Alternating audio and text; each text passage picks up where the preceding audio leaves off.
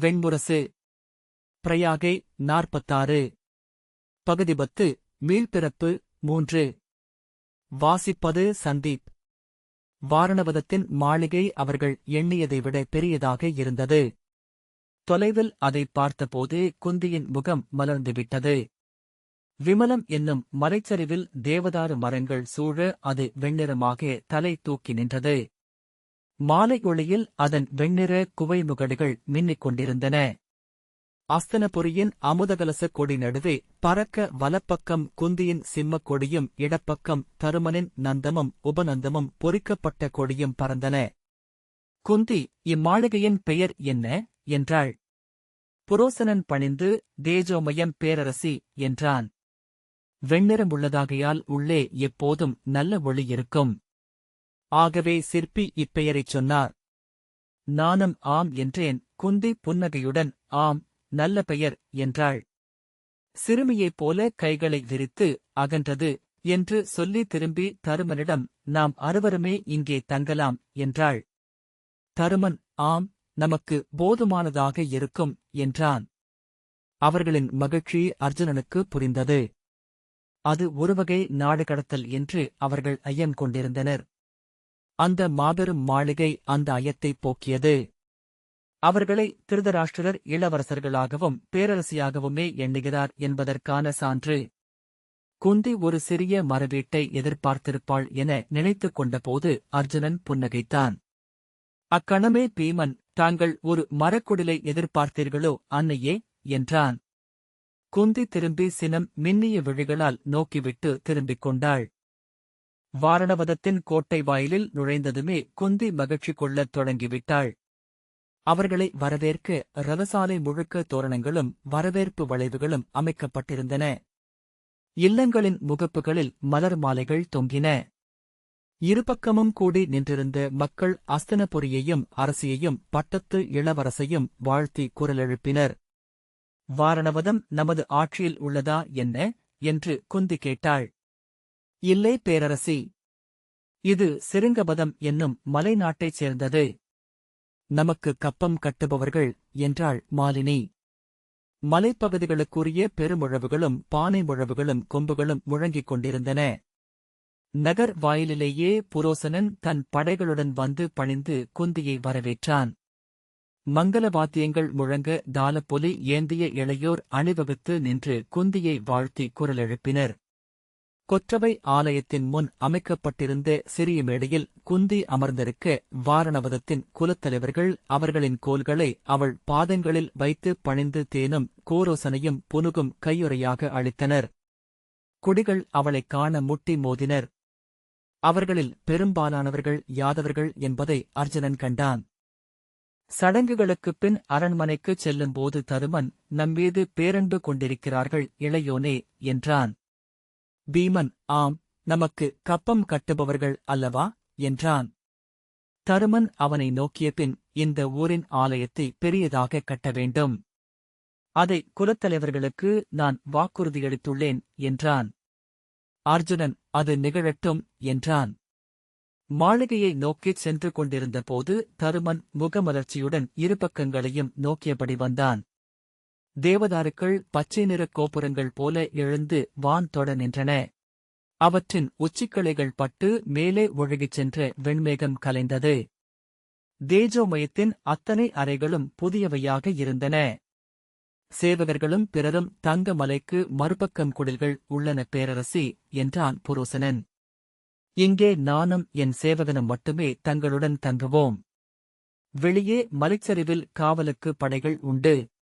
தாங்கள் இங்கே நோன்பெருக்கப் போவதனால் ஆலயத்தின் நோன்புணவை மட்டுமே அருந்த வேண்டும். நோன்புணவு அருந்தாதவர்கள் உங்களை தீண்டக்கூடாது. எனவே பிறரை அகற்றிவிட்டோம். நாங்களும் நோன்புணவு உண்பவர்களே என்றான். மஞ்சங்களும் இருக்கைகளும் குளியலறைகளும் அனைத்துமே பழுதில்லாமல் அமைக்கப்பட்டிருந்தன. நகுலன், அழகிய இல்லம். நம் அஸ்தனபுரியின் அரண்மனையை விடச் சிறப்பானது என்றான். இளையவனே, அது மாமன்னர் ஹஸ்தியின் காலம் முதல் இருந்து வரும் அரண்மனை என்றான் தருமன். அதைத்தானே சொன்னேன். அது பழையது. இதுதான் புதியதாக இருக்கிறது என்றான் நகுலன். பீமன் நகைத்து, இது நகுலன் வந்து தங்கிய அரண்மனை என்று புகழ் பெறட்டும். உன் வழித்தோன்றல்கள் அதற்காக எல்லா குறைகளையும் மறந்து இங்கே நெருக்கியெடுத்துக் கொண்டு வாழ்வார்கள் என்றான். வாரணவதத்தின் சிவன் கோயில் இயற்கையாக அமைந்த ஒரு குகைக்குள் இருந்தது. மலையில் வெட்டப்பட்ட படிகளில் ஏறிச் சென்றபோது குகையின் சிறிய முகப்பு தெரிந்தது. உள்ளே கண்களை இல்லை என்றாக்கும் இருள். வெளியே பூசகரின் சிறிய இல்லமும் சேவகர்களின் 4 இல்லங்களும் இருந்தன.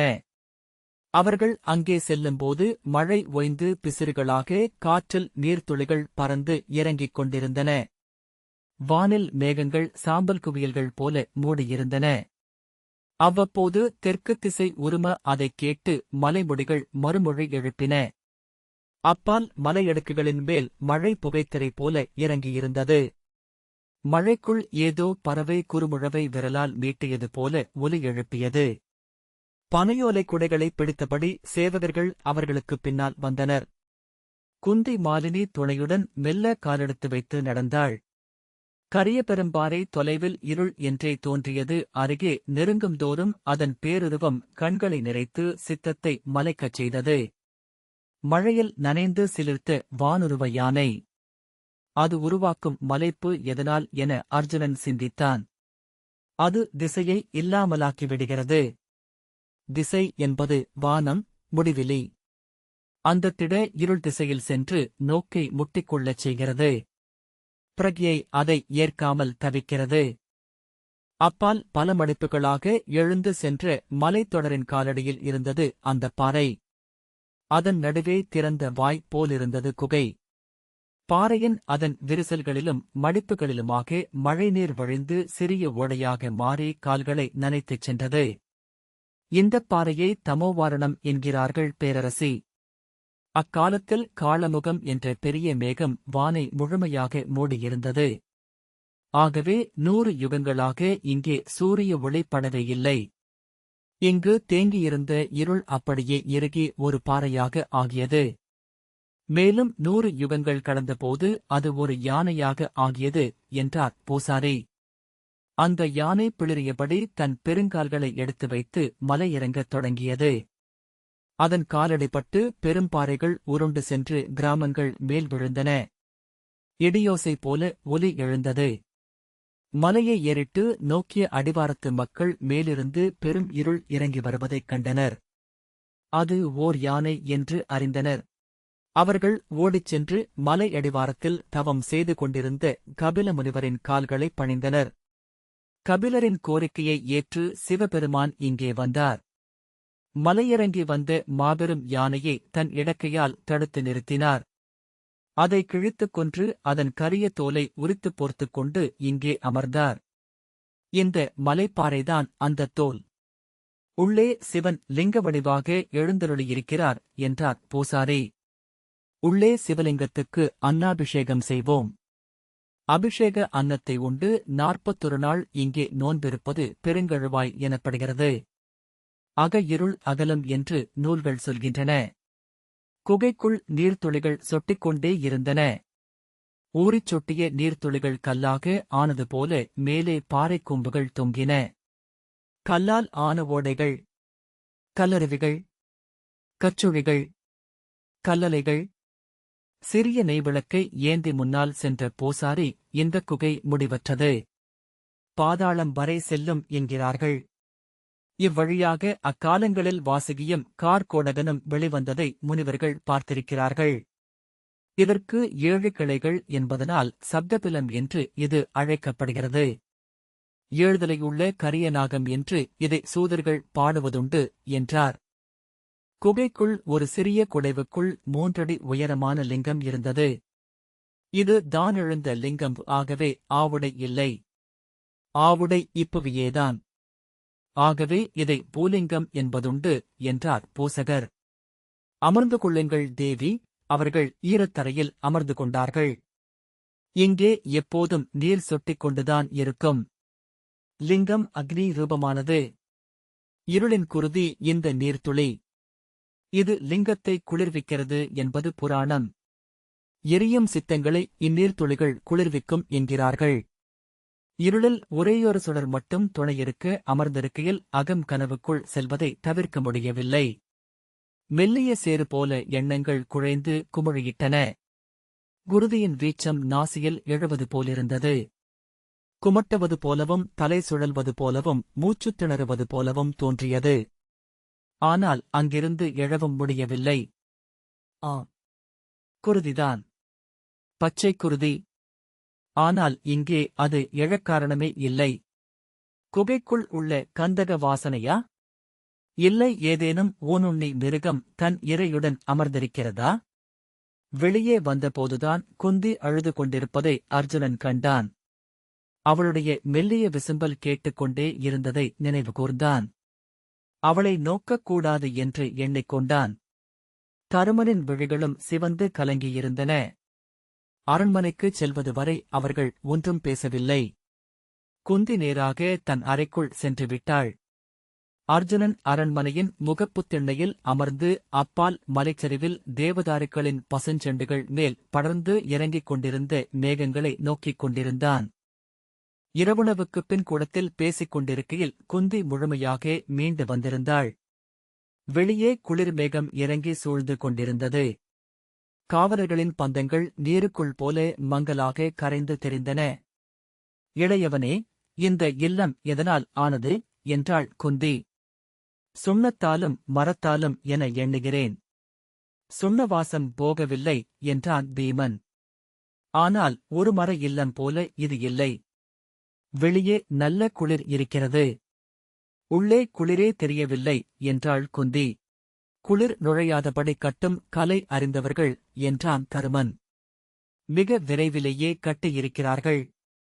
ஒரே மாதத்தில் என்றான் பீமன். ஆனால் மறுநாள் ஆலயத்திற்கு போய்விட்டு வரும்போது குந்தி மெல்லிய குரலில், தருமா, நம் இல்லத்தை நாம் ஆராய வேண்டும் என்றாள். ஏன் என்றான் அவன். நீ பார்த்திருக்க மாட்டாய். அங்கே ஒரு எறும்பு கூட இல்லை. மரத்தாலான எந்த ஒரு கட்டடத்தையும் வண்டுகள் துளைக்கப் பார்க்கும்.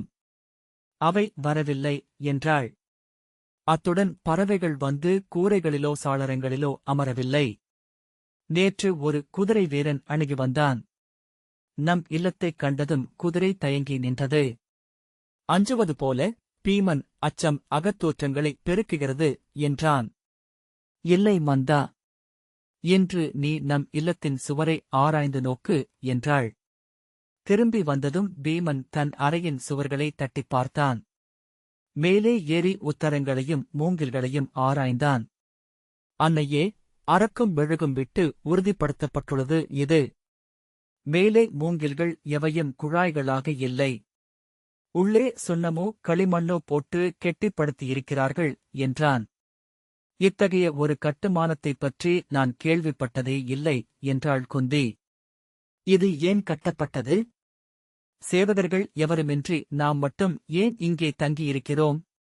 சிந்தித்துக் கொண்டே அமர்ந்திருந்த பின் குந்தி, தருமா, நீ கிளம்பும்போது விதுரர் என்ன சொன்னார் என்றாள்.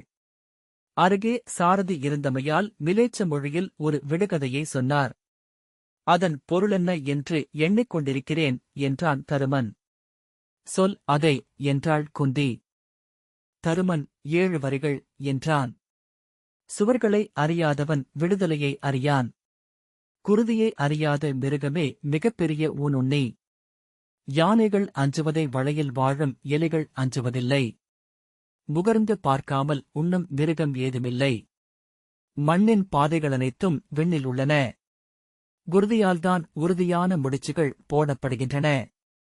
புலன்களை உள்ளிழுக்கத் தெரிந்த ஆமையே நெடுநாள் வாழ்கிறது. குந்தி, தருமா, இச்சொற்களை நீ புரிந்து கொள்ளவில்லையா? அனைத்தையும் இந்த மாளிகையை வைத்தே புரிந்து கொள்ளப்பார். தத்துவார்த்தமாக சிந்தித்ததே நீ செய்த பிழை என்றாள். இம்மாளிகையின் சுவர்களை அறிந்துகொள் என்கிறார் முதல் வரியில். குருதியை அறியாத கொலை மிருகம் என்ன? நெருப்பு. அதை யானைகள் அஞ்சுகின்றன, எலிகள் அஞ்சுவதில்லை. பீமன் எழுந்து ஆம் என்றான். எழுந்து சென்று சுவரை தன் கையால் ஓங்கி அறைந்தான். இருமுறை அறைந்தபோது சுண்ணம் உதிர்ந்து பலகை செம்புகளாக உடைந்தது. உள்ளே அரக்கு உறைந்திருந்தது. அரக்கும் மெழுகும் என்றான் பீமன். கணநேரத்தில் இந்த மாளிகை எரிந்து அழியும். அருமையான சிதை அமைத்திருக்கிறான் புரோசனன். அர்ஜுனன் தன் வாளை உருவியபடி எழுந்தான். பொறு பார்த்தா என்றாள் குந்தி. முகர்ந்து பார்க்காமல் உண்ணும் மிருகம் ஏதுமில்லை. நமக்கு நஞ்சுணவு ஊட்டப்படலாமென்று விதுரர் அஞ்சுகிறார். நாம் இங்கிருந்து தப்பி விண்மீன்களை துணை கொண்டு விலகிச் செல்ல வேண்டும் என்கிறார். அடுத்த வரியில் கைகளை உரசியபடி எழுந்த பீமன், அன்னையே, நாம் இப்போதே கிளம்புவோம் என்றான். குந்தி, இல்லை, அடுத்த வரி என்ன? புலன்களை உள்ளிழுக்கத் தெரிந்த ஆமையே நெடுநாள் வாழ்கிறது என்கிறார் விதுரர். பொறுத்திருக்கச் சொல்கிறார். இவர்களின் நோக்கமென்ன என்று அறிவோம். நாம் இப்போதே கிளம்பினால் என்ன என்றான் பீமன். மைந்தா, அரசர்கள் எப்போதும் ஒரேயொரு கொலை திட்டத்தை மட்டும் வைத்திருக்க மாட்டார்கள். அதில் எப்படியேனும் இறை தப்பிப் பிழைக்குமென்றால் கொல்வதற்கு மேலும் 2 அடுத்த கட்ட திட்டங்களை வைத்திருப்பார்கள். அதைத்தான் 1 தவறினால் 3 என்று சொல்கிறார்கள். நாம் இங்கிருந்து தப்பினால் இதைவிட பெரிய ஆபத்தை சந்திப்போம். இவர்களை ஏமாற்றித்தான் நாம் தப்பிச் செல்ல வேண்டும் என்றாள் குந்தி. கனகனை அழைத்து புரோசனனின் திட்டத்தை அறியச் சொல்வோம். எப்படி என்றான் தருமன். இவர்கள் கொள்கைக்காகவோ குலத்துக்காகவோ இதைச் செய்யவில்லை. செல்வத்துக்காக செய்கிறார்கள். ஆகவே இவர்கள் அனைவருக்குமே செல்வத்தின் மேல் பேராசை உண்டு. புரோசனன் பெற்றதைவிட அதிக செல்வத்தை நாம் அளிப்போம். அவர்களில் ஒருவன் காட்டிக் கொடுப்பான் என்றாள் குந்தி. அர்ஜுனன் அவளை நோக்கிக் கொண்டிருந்தான். அவள் மீண்டும் பழைய குந்தியாக ஆகிவிட்டாள் என்று தெரிந்தது. இனிமேல் குகைக்குள் இருளில் இருந்தால் கண்ணீர் விடமாட்டாள். மறுநாளே கனகன் செய்தியுடன் வந்துவிட்டான். அவன் விழிகள் மாறியிருந்தன. அச்சத்துடன் அமர்ந்து இருபக்கமும் நோக்கியபின் தருமனிடம், இளவரசே, நாம் அளித்த வைரங்களைப் பெற்றுக்கொண்டு புரோசனனின் உதவியாளனாகிய பிரமுதன் அனைத்தையும் சொல்லிவிட்டான். உங்களை எரித்தழைக்கவே அவன் இந்த இல்லத்தை கட்டியிருக்கிறான் என்றான். குந்தி விழிகளில் கூர்மையுடன் என்றாள். நீங்கள் அவனை நம்பி அச்சமும் காவலுமின்றி உறங்கத் தொடங்கியபின் இல்லத்தை மூடி தீ வைத்துவிட்டு தப்பிச் செல்ல எண்ணியிருக்கிறான். பீமன் உரக்க உருமியபடி கைகளை உரசிக்கொண்டான். இளவரசே, அவன் இதன் அடியில் ஒரு சுரங்கத்தை வெட்டியிருக்கிறான். இல்லம் தீப்பற்றி எரியும்போது அந்த சுரங்கம் வழியாக அவன் மட்டும் தப்பிச் சென்று சௌவேர நாட்டை அடைய திட்டமிட்டிருக்கிறான். இங்கே எஞ்சும் எலும்புகளைக் கொண்டு அவனும் எரிந்தெழுந்து விட்டான் என்று அனைவரும் எண்ணுவார்கள். இதைக் கட்டியவன் புரோசனன். ஆகவே அவனும் இந்த தீயில் எரிந்தெழுந்தால்தான் இது ஒரு விபத்து என்று அஸ்தினபுரியின் மக்கள் நம்புவார்கள். அவன் அணியும் மோதிரத்தையும் கல்மாலையையும் உதவியாளனாகிய கல்மாஷனுக்கு அணிவித்துவிட்டுச் செல்ல அவன் எண்ணியிருக்கிறான் என்றான். கனகரே, நீர் நாளையே திரும்பிச் செல்லும். விதுரரிடம் நான் சொன்னதாக 4 வரிகளைச் சொல்லும் என்றாள் குந்தி. விதைகள் ஈர நிலத்திலேயே விழுந்தன. யானையைத் தாங்க எலியால் முடியும். நெய் எப்போதும் நெருப்பை தேடிக் கொண்டிருக்கிறது. புயல் வருவதை குளிர்காற்று அறிவிக்கும் என்றாள். ஆணை என்றான் கனகன். நம்மிடம் விதுரர் நேரடியாகவே சொல்லியிருக்கலாமே என்றான் அர்ஜுனன். அவருக்கு உறுதியாக ஒன்றும் தெரியவில்லை. அவரது கணிப்புகளைத்தான் சொல்லியிருக்கிறார் என்றாள் குந்தி. அன்றிரவு குந்தி, பீமா, அந்தச் சுரங்க வழியை கண்டடைந்து சொல் என்றாள். அதன்பின் அந்த இல்லத்தில் துயில முடியாது என்பதை அர்ஜுனன் உணர்ந்தான். அதுவரை திடமான இல்லமாக இருந்தது தழல் கொழுந்துகளாக மாறி சூழ்ந்திருந்தது. சுவர்களின் பார்வையை, சுவர்கள் வன்மத்துடன் பற்களை கடிக்கும் ஒலியை, சுவர்களின் மூச்சின் குளிர் தொடுகையை உணர முடிந்தது. பீமன் வீடு முழுக்க அலைந்து பின் திரும்பி வந்து, அன்னையே கண்டுபிடித்து விட்டேன். கனத்த கற்பாளம் ஒன்றால் அது மூடப்பட்டிருக்கிறது. இந்த இல்லம் இருந்தாலும் குகைக்குள் அனல் வர முடியாதபடி அமைக்கப்பட்டுள்ளது என்றான். புரோசனனின் அறைக்கு மிக அருகே உள்ளது அது என்றான். இங்குள்ள எந்தச் சுவரையும் உடைக்க முடியாது. உள்ளே கனமான இரும்புக் கம்பிகள் உள்ளன. மறுநாள் வாரணவத மூர்த்தியை வணங்கி பிராமணர்களுக்கு அன்னமிட்டு திரும்பும்போது குந்தியின் கண்கள் கனத்திருந்தன. எவருமே துயின்றிருக்கவில்லை என்று தெரிந்தது. அவர்கள் ஒரு சொல் கூட பேசிக்கொள்ளவில்லை. அரண்மனையை அடைந்து உணவுண்ட பின் குந்தி தன் அறைக்குச் சென்றாள். அவள் ஓய்வெடுக்கவில்லை, அறைக்குள் சுற்றி நடந்து கொண்டிருக்கிறாள் என்றான் நகுலன். பின்பு வெளியே வந்து, பீமா, நாம் அணிவதற்குரிய கனத்த கம்பளி ஆடைகளை எவரும் அறியாமல் வாங்கிவை என்றவள் திரும்பி பின்புற்றத்தில் நின்றிருந்த ஒரு பெண்ணை நோக்கி, அவள் யார் என்றாள். இங்குள்ள மலைக்கொடிப் பெண். திரியை என்று பெயர். அவளும் அவள் 5 மைந்தர்களும் புரோசனனுக்கு அரக்கும் மெழுகும் கொண்டு கொடுத்து வந்தவர்கள் என்றான் தருமன். குந்தி, 5 மைந்தர்களும் வந்திருக்கிறார்களா என்றாள். ஆம் அன்னையே. அவர்கள் மலைமேல் இருந்து தோலும் புலிநகங்களும் கொண்டு வந்திருக்கிறார்கள் என்றான் தருமன். அவர்களை இன்றிரவு இங்கேயே தங்கவை. இன்று அவர்கள் இங்கே சிறப்பான உணவு அருந்தட்டும் என்றபின் விழிகளை நோக்காமல் குந்தி திரும்பிச் சென்றாள். தருமன் அர்ஜுனனை நோக்கினான். பீமன், கம்பளியாடைகள் இன்றிரவே தேவைப்படும் என்றான். மாலையில் திரியையும் அவள் 5 மைந்தர்களும் அரண்மனையில் புரோசனனுடன் அமர்ந்து உணவருந்தினார்கள். பீமன் அவர்களுக்கு நெய்யெண்ணத்தை அள்ளி அள்ளி வைத்தான். திரியையின் மைந்தர்கள் மஞ்சள் நிறமான பெரிய உடலுடன் சிறிய கண்களும் அழுந்திய மூக்கும் மஞ்சள் நிறப் பற்களுமாக வீரர்களைப் போல் இருந்தனர். மலைகளில் சுமை தூக்கி அலைந்த வலுவான உடல்கள். உணவை அள்ளிய கைகளிலும் வாயிலும் நெடுந்தூரம் சுமை தூக்கி வந்த பசி தெரிந்தது. திரியை முதியவள். அவள் முகம் நிறைய சிறிய மருக்களுடன் காய்ந்த சுனையின் சேற்றுப்படுகை போல சுருக்கங்கள் அடர்ந்து தெரிந்தது. உணவைக் கண்டு அவள் சிரித்தபோது சுருக்கங்கள் இழுபட்டு கண்கள் முழுமையாகவே மூடிக்கொண்டன. குந்தி சால்வையை போர்த்தியபடி உணவறைக்குள் வந்தபோது அவர்கள் அவளை நோக்கி சிரித்தனர். குந்தி, நாம் யவன மது கொண்டு வந்திருக்கிறோம் அல்லவா, அவர்களுக்குக் கொடு என்றாள். பீமன் தலையசைத்தான். புரோசனன், அரசியாரின் கருணை அடியவர்களுக்கும் தேவை என்றான். உங்களுக்கும் தான் என்றாள் குந்தி. இந்த இடம் என் அகத்தை எளிதாக்கிவிட்டது புரோசனரே. உங்களுக்கு நான் நன்றி சொல்லியாக வேண்டும் என்றாள். புரோசனன், ஏன் அச்சொற்கள் அரசி?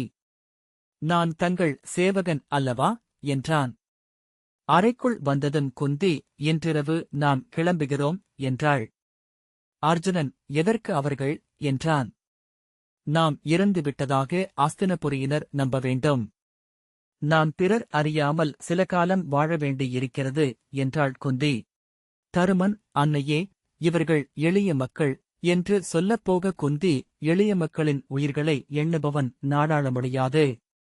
இவர்கள் இறப்பதனால் இவர்களை விட எளிய 10,000 பேர் காக்கப்படுவார்கள் என்றால் அதில் பிழையில்லை என்றாள். தருமன் பெருமூச்சு விட்டான். குந்தி, உன் அறவுணர்வால் உன் மக்கள் தன் அரசனை இழக்கலாகாது. இவர்கள் புரோசனனின் ஆட்கள். இந்த அரக்கு மாளிகையைக் கட்டியதில் தெரிந்தோ தெரியாமலோ பங்கு கொண்டிருக்கிறார்கள் என்றாள் குந்தி. தருமன், நியாயங்கள் பல சொல்லலாம் அன்னையே. நாம் போர்களில் வீரர்களை பலி கொடுப்பது போல இவர்களை பலி கொடுக்கப் போகிறோம் என்றான். ஆம், அவ்வாறுதான். இறப்பில்லாமல் அரசியல் இல்லை என்றாள் குந்தி. அர்ஜுனன், அன்னையே, நாம் யாரை அஞ்சுகிறோம் என்றான். குந்தி, உங்கள் பெரிய தந்தையையு என்றாள். தருமன், அன்னையே, இது என்று ஏதோ சொல்லத் தொடங்க நன்றாக எண்ணிப்பார். நம்மை இங்கு அனுப்பியவர் யார்? அனுப்புகையில் அவர் சொன்ன சொற்கள் என்ன என்றாள் குந்தி. தருமன் நினைவு கூர்ந்து, இங்கே நமக்கு மிகச்சிறந்த மாளிகை அமைக்கப்பட்டிருப்பதாகச் சொன்னார். இம்மாளிகையில் நம்மை ஒளி சூழ்ந்து கொள்ளட்டும் என்றார். களிறு கொண்டானின் பாதங்களில் நமக்கு நிறைவு கிடைக்கட்டும் என வாழ்த்தினார் என்றான். ஆம், அவரது அகம் அச்சொற்களில் அறியாமல் வெளிவந்துவிட்டது. நம்மை நெருப்பு சூழும் என்றும் நாம் இறந்து அமைதி கொள்வோம் என்றும் தான் சொல்லியிருக்கிறார் என்றாள் குந்தி. அன்னையே என்றபின் அர்ஜுனன் நிறுத்திக் கொண்டான். அதுவேதான். எனக்கு ஐயமே இல்லை. இது அரசரின் சதி. சகுனியும் கணிகரும் துரியோதனனும் அவரை சூழ்ந்திருக்கிறார்கள் என்று குந்தி பற்களைக் கடித்துக் கொண்டு சொன்னாள். அவர்கள் நம்மை கொல்ல முடிவெடுத்துவிட்டார்கள். கொலை முயற்சியில் தப்பிய எதிரியை எவ்விலை கொடுத்தும் உடனே கொன்றாக வேண்டும் என்பது அரசநீதி. அவர்கள் நம்மை விடமாட்டார்கள். விஷம் வைக்கலாம். துயிலில் எரிக்கலாம். நம் பணியாளர்கள் அனைவருமே அரசருக்கு கட்டுப்பட்ட குடிமக்கள் என்பதை நாம் மறக்க வேண்டியதில்லை. விதுரர் சொன்னது அதையே என்றாள் குந்தி. விண்மீன்களை நோக்கி வழிகண்டு பிடித்து தப்பச் சொல்கிறார். அடுத்த வரி முதன்மையானது தருமா. குருதியால்தான் உறுதியான முடிச்சுகள் போடப்படுகின்றன என்பதன் பொருள் ஒன்றுதான். நாம் வலுவான உறவுகளை உருவாக்கிக் கொள்ள வேண்டும். நீங்கள் க்ஷத்திரியர் குலங்களில் பெண் கொள்ள வேண்டும். நமக்குப் பின்னால் நம்முடையதேயான படை ஒன்று நின்றிருக்க வேண்டும். அஸ்தினபுரியின் படை நம்முடையதல்ல என்று உணருங்கள். அங்குள்ள யாதவர்கள் எவரும் போர் வீரர்களுமல்ல. அதுவரை நாம் இறந்தவர்களாகவே இருப்போம். நம்மை இவர்கள் தேடலாகாது. நாம் இறந்துவிட்டோம் என எண்ணி அஸ்தினபுரியில் துரியோதனன் முடிசூடட்டும். நாம் இல்லை என்று எண்ணி அவர்கள் ஆணவம் கொள்வார்கள். கர்ணனின் வில்லை நம்பி துரியோதனன் பாரதவர்ஷத்தை வெல்லும் கனவுகளை வளர்க்கத் தொடங்குவான். ஏனென்றால் சகுனி 26 ஆண்டுகளாக அங்கே அமர்ந்திருப்பது அஸ்தினபுரியின் மணிமுடிக்காக அல்ல, பாரதவர்ஷத்தை ஆளும் செங்கோலுக்காக என்றாள் குந்தி. அந்த ஆணவம் அவர்களுக்கு எதிரிகளை உருவாக்கும். அவ்வெதிரிகளே நமக்கு பின்பலமாக அமைபவர்கள். விதுரருக்கு நீங்கள் சொன்னது அதைத்தானா என்றான் தருமன். குந்தி தலையசைத்தாள். யானையைத் தாங்க எலியால் முடியும். யானை தன் எடையாலேயே கட்டுண்டது. எலிகள் மண்ணுக்கு அடியில் கட்டின்றி பெருகிப் பரவும். வெளிவருகையில் அவை பெரும்படையாக இருக்கும். நெய் நெருப்பை தேடுவது போல நம் குருதி உரிய உறவுகளைத் தேடுகிறது. நாம் சித்தமாகும்போது புயலை அறிவிக்கும் குளிர்காற்று போல செய்திகள் இயல்பாகவே அவரை தேடிவரும் என்றாள் குந்தி. தருமன் பெருமூச்சுடன் இன்றிரவுக்குப் பின் நாம் நாடோடிகள் என்றான். எலிகள் என்றான் அர்ஜுனன். எலிகளைப் போல வளையினூடாக தப்பிச் செல்லப் போகிறோம். வெண்முரசு அனைத்து விவாதங்களும். மகாபாரத அரசியல் பின்னணி வாசிப்புக்காக. வெண்முரசு வாசகர் விவாதக் குழுமம். இந்த வாசிப்பை கேட்டதற்கு நன்றி.